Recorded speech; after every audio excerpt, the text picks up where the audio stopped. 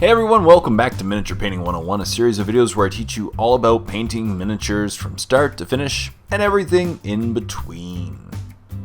And this is part 59, Squigs, where I'm going to teach you how to paint squigs to a bit higher of a painting standard. So today we'll be painting this gigantic attack squig on the Gruck Face Rippa model, which is pretty awesome, from Stormclaw. And so we'll be painting him a series of reds, and we'll paint him standards of reds from Citadel. So Mephiston Red, Caribou Crimson, Evil Sun Scarlet, Wild Rider Red, and a Bloodletter Glaze to tie it all together. And then up some browns, so XV88, Xandri Dust, and Ushabti Bone are going to be used to paint the claws, the teeth, and his belly. I'll also be using Abaddon Black for a couple of areas. So we'll start off with Mephiston Red, and as always I thinned it down with a little bit of thinner medium in my palette. And I applied it nice and sparingly to the gigantic squig. As always, we're going to paint our squig red. And I will leave a little bit of an area on his belly because that part will be brown, so I didn't need to necessarily paint the whole model red. And the key is, when starting this, as you notice, I did prime it gray because red goes over really nicely over gray. And the key is just to get a nice solid coat as your foundation color of red over the model. So after it dries and you notice a couple areas are maybe lacking, feel free to apply a second thin coat before proceeding to the shade and the highlights. And then while it was wet, I decided to do a quick wet blend over his top parts of his spikes with Abaddon Black. So I started with Abaddon Black at the top, and then I just quickly blended it to the red at the bottom of the spikes.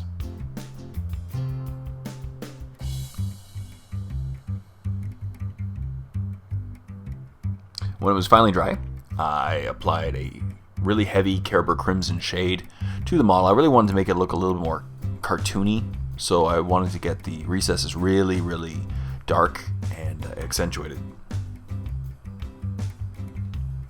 And when it was dry, I did a first highlight with Evil Sun's Scarlet, focusing on the raised areas, leaving the recesses the dark shade.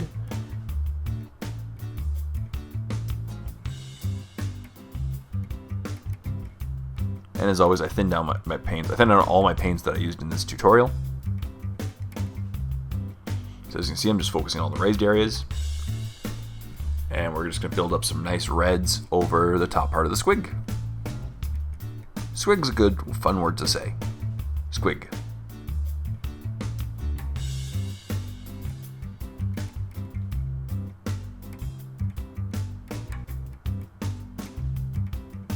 This is the perfect model to show this particular tutorial for, since it is pretty much the largest squig I've seen other than the Warhammer Fantasy ones, but you can apply this to those. And then next, I went on just certain parts of the model I really want to highlight, like the jaw edges, the eyebrows, with Wild Rider Red, which is an orangey red. The tops of the jaws, and just to give it a little extra shiny and more scaly of an appearance, I will apply after this a glaze. That way it ties the reds together. As you can see, I'm just picking up all the raised areas that I really want to shine. And then, as you said, the problem was with Wild Rider Red is it's almost an orange. So to tie all these reds together and give it that, the scaly look, I'm going to give it a glaze afterwards. Right now I'm just picking up on those details that I really want to pop. Just the tops of the nose, the jawline, eyebrows, etc. Really want to make this thing look really angry and ferocious. So now I'll apply the Bloodletter Glaze. And the thing is with glazes is you want to apply them in thin coats because they will always dry significantly darker than they look when you put them on. You can see now it looks a bit bright, but when it dries it's actually significantly darker. So you don't want to apply too much at a time. Do thin coats, and if you're unhappy after it dries, feel free to do a second one.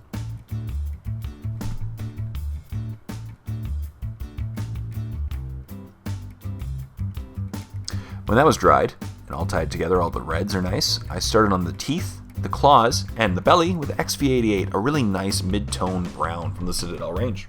And that's how I like to paint my teeth. So this is kind of a mini tutorial as well for painting large teeth on monster models or teeth in general. I like to start off with a brown and then work my way towards lighter browns because teeth, they wouldn't be brushing their teeth. They wouldn't have pearly whites, if you know what I mean. So just painting all the whites, getting a nice solid foundation on the teeth, and then I repeated this on the claws.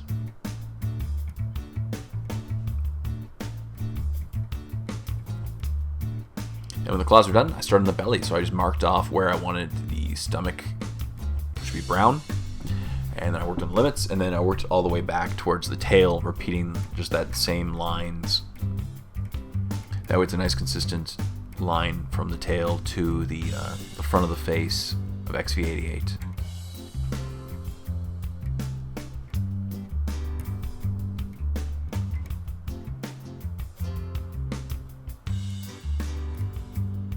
And when that was dry, I then did a 1-to-1 mix of XV88 and Xandri Dust, and I highlighted up the teeth and the claws and the stomach. But for the teeth, I intentionally tried to do a more crooked highlight. So I tried to do a more jagged of a pattern, as you'll see on the teeth later on. So I just tried to keep it really jagged, and that way there's a nice flow between the teeth. Now it gives that kind of that triangular, jagged look that Citadel really likes with their teeth. And when that was done, I then kept this highlighting pattern up with Xandri Dust. Once again, working my way towards the top of the teeth, and each time using less and less paint and just going higher and higher up on the teeth, and then lower on the top teeth, obviously, towards the center of the teeth.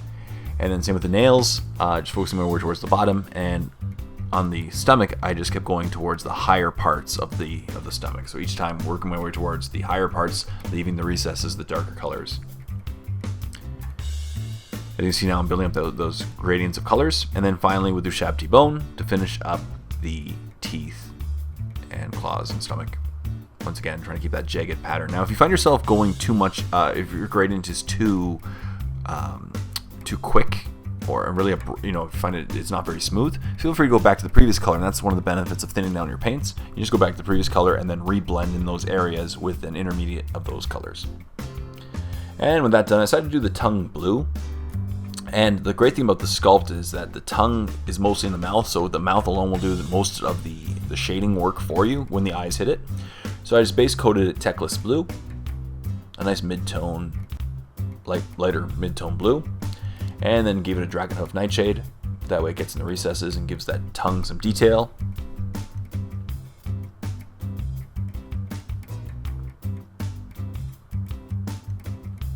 And the great thing about the blue is there's a very stark contrast between the blue and the teeth. And then when that was dry, I just highlighted up the parts that you can see, so the part outside the mouth with Techless blue, once again.